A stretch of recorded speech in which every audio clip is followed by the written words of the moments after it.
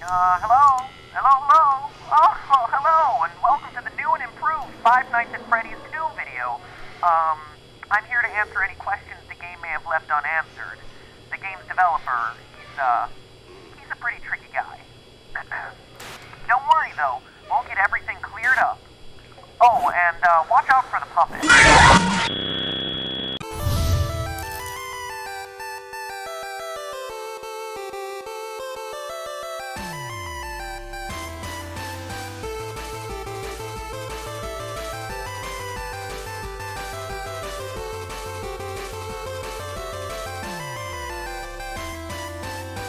Hello, Internet! Welcome to Game Theory, the show that promises not to include any more gratuitous jump scares, unless that's just what I want you to think, so I can lull you into a false sense of security and scare you again. But I wouldn't do that. I'll just let the uncertainty of whether a jump scare is going to happen or not drive you insane for the rest of this episode. Man, I love reverse psychology. You know what else I love? These games! Not because I'm freaked out by the rosy-cheeked, tingle-looking, emotionally dead animatronics. Okay, well, Balloon Kid is pretty messed up, but whatever. No, what I appreciate about these games is the level of thought that went into every element of the story. When you create a game that has people rage debating about whether it's a sequel or a prequel, you've definitely done something right. Unless that was never your intent, in which case you've done something horribly, horribly wrong. Anyway, the point is, Five Nights at Freddy's 2 looks to be everything you'd want in a sequel. More cameras, more danger, and more fan.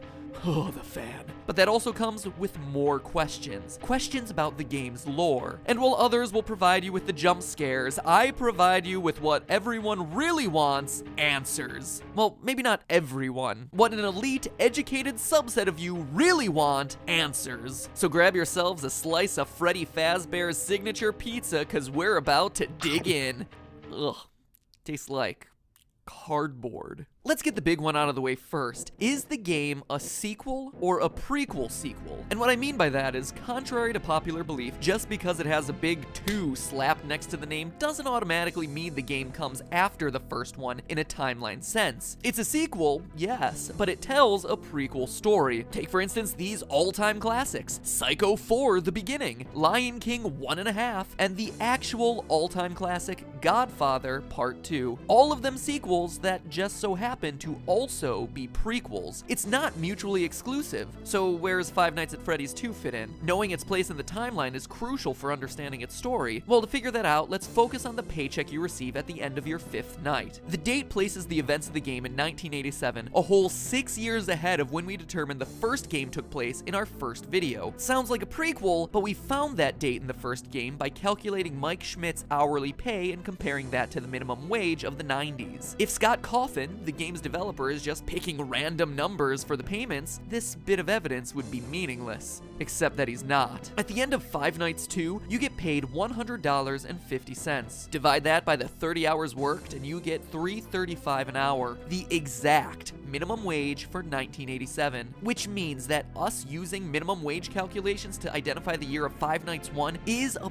perfectly valid way to prove it, and shows that it takes place after the events of Five Nights 2. Still don't believe me? Players brave enough to survive the extra night 6 are rewarded with a bonus check and a newspaper clipping that says the toy robots are getting scrapped, and that the old ones are going into storage for a new, smaller scale version of the restaurant. That would explain why the old models reappear in Five Nights 1 and the toy models don't. And notice how it mentions a smaller version of the restaurant. The building in Five Nights 1 is significantly smaller than the setting of Five Nights 2. Need more evidence? What about the fact that on the first night in the office, the phone guy explains that the robots used to walk around during the day just like they do in Five Nights 2, but not anymore. Or the fact that phone guy dies in the first game, making it hard for him to also be the phone guy in Five Nights at Freddy's 2 if it takes place after. Call me the Phantom Menace, cause every way to Sunday, this game is a prequel. So with that revelation out of the way, we're able to piece together the rest of the timeline and dig a little bit deeper. Posters everywhere in Five Nights 2 welcome you to this new location, implying that there was another Freddy Fazbear's Pizza somewhere before this one. Additionally, the phone guy makes reference to it on night 1, mentioning the old location and how it was left to rot. So we know that there was one Freddy Fazbear's Pizza for the first game, one for the second game, and one that came game before both of them that we've never seen. But even before that, the phone guy also mentions an even older restaurant called Fredbear's Family Diner, which,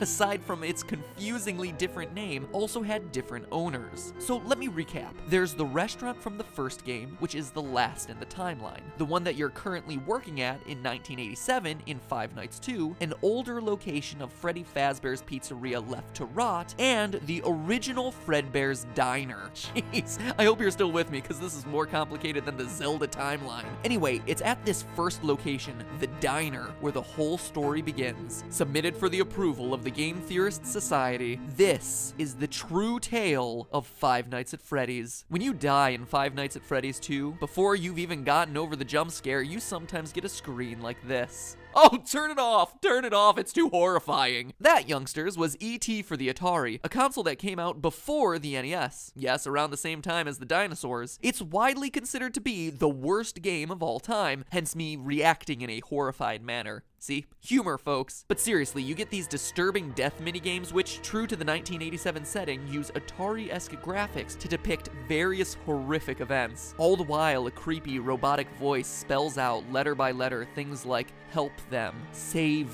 or save him. These death minigames are the most important piece in figuring out the true story behind these games. Let's start with this one. This death minigame has you playing as Freddy, taking cake to screaming children at a birthday party. As Freddy rushes around trying to keep the whole party happy, a single sad child looks on from outside, when suddenly you're powerless to do anything but look on in abject horror as a purple man pulls up in a car, murders the child, and drives off. It's my belief, loyal theorists, that this game takes place at Fredbear's Diner, and is chronologically the first event that we see in this timeline. How do I know? Well, it's a small establishment, and there's only one animatronic, Freddy, as opposed to all the other games which show other robots. But more importantly, this murdered child is the one that sets everything into motion. One of the new tasks added to Five Nights at Freddy's 2 is winding a mysterious music box that we're told placates one of the animatronics. If you fail to wind the music box, what you're introduced to is this terrifying thing, the puppet. It looks like No-Face from Spirited Away. You know what else he looks like? Take a look at that murdered child again. See how his tear tracks remain visible on his face, even after he's dead? If we assume that they'll continue to stay with him into the afterlife, we can make a pretty good case that this kid's murdered spirit eventually found its way into the puppet animatronic. But that's not all. What jump scare happens after this Save Him minigame? After seeing this tear-stained child's murder reenacted in 8-bit, the puppet jumps out of the screen and attacks you. Coincidence? I don't think so. That incident marks the first time the chain is ever associated with a violent act carried out against a child, and we can infer that it was this incident that caused the original owners of Fredbear's Diner to sell off to the company now known as Fazbear Entertainment. Now, I don't know about you, but if I was senselessly murdered and left to haunt a crappy pizza place for the rest of my life in the body of an awful-looking clown doll, I'd want to get my revenge as soon as possible. Unfortunately for our vengeful puppet, though, it doesn't quite turn out that way. Fast forward a few years to Freddy Fazbear's Pizza, the first location, the one that has yet to appear in a game. This new restaurant is the one we learned about in my earlier episode and throughout the first game, where our pal the murderer uses a golden Freddy suit to lure away and kill 5 children in the back room. As we read through the various articles on the wall, he gets caught the next day, but the bodies are never found, presumably because they've been stuffed into the animatronic suits. The restaurant stays open for a few months until the dead body stink starts to waft off the robots and causes the place to get shut down for health reasons. But how do we know this happened in the first pizzeria's location? Again, we turn to what the phone guy says. On night 2 of Five Nights 2, he mentions the smell coming from the old animatronics, the smell that got the original restaurant shut down. We also know that after the Golden Freddy incident, it took multiple months for the restaurant to get shut down. That couldn't have happened in the restaurant of Five Nights at Freddy's 2, which is shut down on night 6 and into the foreseeable future. But outside of these lore clues, it also makes logical sense. Before the Golden Freddy murders, there was one dead child whose tear-stained soul existed in the form of the puppet. But now, there are 5 more dead children. And thanks to another of the death minigames, we find out exactly what happened to them. In the Help Them minigame, the puppet stuffs the dead children into the robotic suits, giving their souls new life, and preps them for their eternal mission of vengeance. But MatPat, you say through your chattering teeth, there are only 4 dead children in that game. To which I tell you, look closer if you dare. For the frame right before Golden Freddy's head jumps out and attacks features the lost 5th dead child, and what started as a haunted puppet has suddenly become an army of possessed animatronics out for revenge. But wait, that's not all we know. We also know the murder was committed by the same guy who killed the first child. How? Look at the Foxy death minigame. Twice, Foxy runs out to meet the kids, but the 3rd time we see the tall purple man again, smiling. Foxy goes into the other room to find 5 dead children. The man in purple strikes again. Skip ahead to 1987, finally bringing us to the events of Five Nights at Freddy's 2. The old animatronics have been retired, and the cute new versions of all our favorite friends come equipped with facial recognition software that just so happens to be connected to a sex offender database. Seems like an oddly specific detail, right? Until you consider that the last restaurant was closed for having children get kidnapped and killed by an employee. It's a safety measure. You see how it all ties together? So you have some animatronics possessed by vengeful spirits and another batch on the prowl for predators. But that doesn't stop our friend the Purple Man from continuing his life's work of murdering children at Freddy Fazbear's Pizza. As we learn from the phone guy on nights 4 through 6, the new restaurant is once again under investigation as, well, I'll let him explain. Hello. What on earth are you doing there? Didn't you get the memo?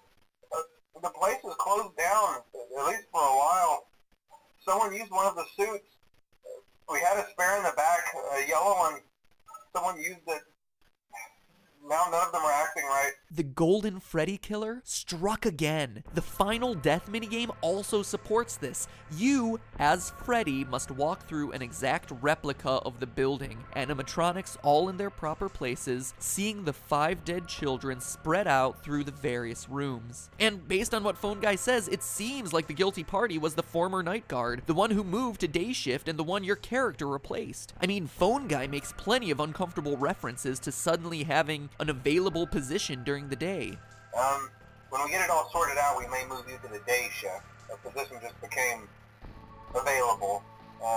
We don't have a replacement for your shift yet, but we're working on it. But is the Purple Man really someone we've never met, and who's only worked there a week? Or is it someone we trust? Someone with a long history with these characters? Someone no one would suspect? The head guard. The one forced to fill empty positions and teach new recruits by leaving them instructions over the phone. Is the Purple Man the phone guy? Ask yourself this: what do we really know about Phone Guy? Let's look at what he says. First, he always speaks like an outsider looking in. He refers to the management of the company as they. So he's not a higher up like the CEO or even a manager. But he's also not a typical day worker, as he says things like the employees and the staff. So he works there, but isn't generally considered a regular member of the company. We also know that he's qualified to take the role of a night guard. As we learn, he plans to take over the position sometime after night 6, and is on his way out of the position by the time the first game starts. For now, just make it through the night.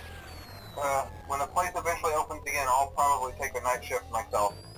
I actually worked in that office before you. I'm finishing up my last week now, as a matter of fact. What else do we know? Well, we know that the Phone Guy has a long history with the company, being with it at least since the first pizzeria that we haven't played in. He also openly admits that Foxy the Pirate was always his favorite, and that he has never liked the puppet because, as he says, it was always thinking. See, I told you wouldn't have any problems. Did Foxy ever appear in the hallway? Probably not. I was just curious. Like I said, he was always my favorite. I'll be honest, I never liked that puppet thing. It's always thinking, and it can go anywhere. Okay, but what do we know about the purple guy, the Golden Freddy killer? Well, let's look at the minigames again. He has a long history with the franchise, killing since it was Fredbear Diner. We see him smiling as he watches Foxy perform, Phone Guy's favorite, right before Foxy sees the room of dead children. We know that the puppet and the killer wouldn't get along, which would explain Phone Guy's discomfort around a creature that he describes as always thinking. And here's the bombshell. We know the killer is a security guard. How? On very rare occasions during the Save Them minigame, while Freddy chases the puppet, the purple man appears and chases you. Look on his chest. It's an orange badge, the kind that would be given to a security guard. Now look at his eyes. Notice the white spots? An odd, seemingly innocuous detail. But now look at Golden Freddy. Look deep into his dead, vacant eyes. What do you see? Two white spots. Pinpricks, really. Barely visible. They're there. And now finally, what do we see in Purple Guy's hand? Well, the Atari graphics make it tough to discern. It's not like any gun or knife I've seen. No, that to me is very clearly a phone. The robotic voice is spelling out for you, save them, save them. But when Purple Guy, Phone Guy, catches you, the screen crashes and all you're left with is, you can't.